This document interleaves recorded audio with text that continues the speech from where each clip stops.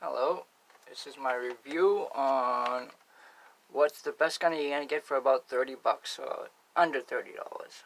So Umarex here goes for $26, 27 roughly.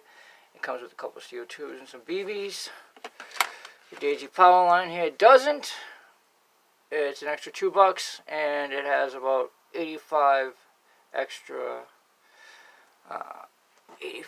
feet per second. Is it 8,500 feet per second or whatever that is? FSP. So 485, 410.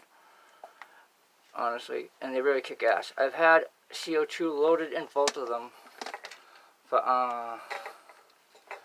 a little bit over a week, maybe about a week, and I shot a few BBs out of them. So let's see what they do to these oranges that I have covered with black duct tape. Okay, without further ado, let's get shooting the Umarex.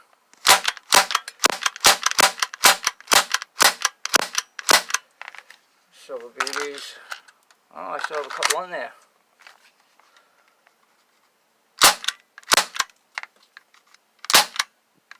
Now I'm seeing it. Alright, those are out.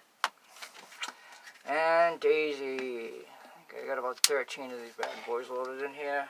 One black.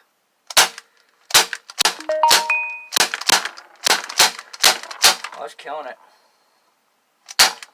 Probably hitting my stairs there on the other side. Well, good. Wow. That even sounds good afterwards, so let's see what we did. I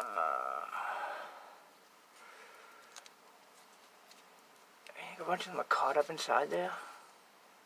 Gotta be, huh? Oh, looks like maybe a couple got out. One maybe. I don't even know. It could all be inside there. And this one. Like, oh yeah, this one, they flew right out the back of that one.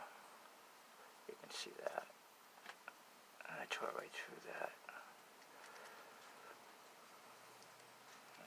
So,